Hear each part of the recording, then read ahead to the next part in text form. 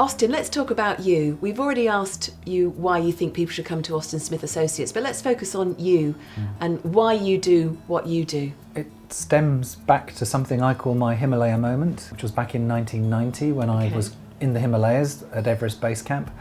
And prior to that, I'd worked in the aggressive world of banking, and I thought, that's not me, I can't do that. That's just so aggressive, it's so materialistic. Doesn't suit you at all, I have to say. No, and I took 6 months off because I thought actually I need this whole new career rethink moment, which I came to call my Himalaya moment. And if I go back and read my diary of that time, it basically says, well, I like this, this and this, but I hate this, this and this.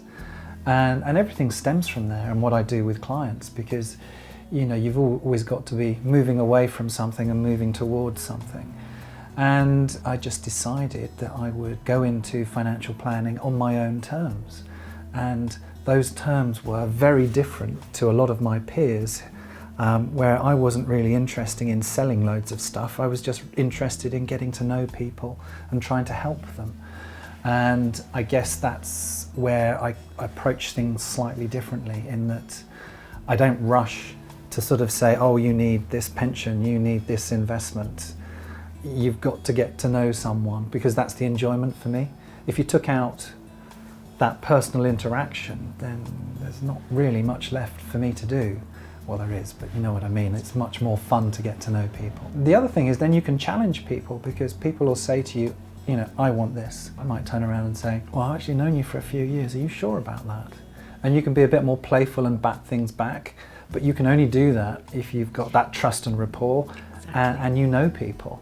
And so I've had situations with clients where they've read something in the newspapers and they phone me up Monday morning and say, oh, Austin, I read this and I want to do this. And you just slowly backtrack just a little bit in terms of what's best for them.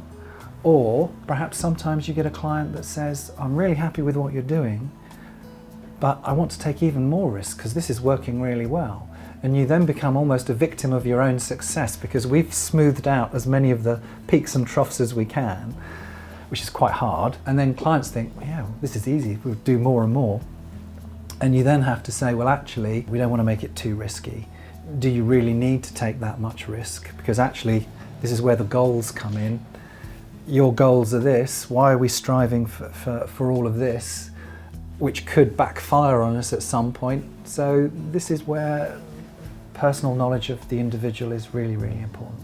And what you're saying there basically is you get to know your clients well enough to be able to challenge them, but equally in a nice way. But let them challenge you as well. Oh, they do. Yes, they do.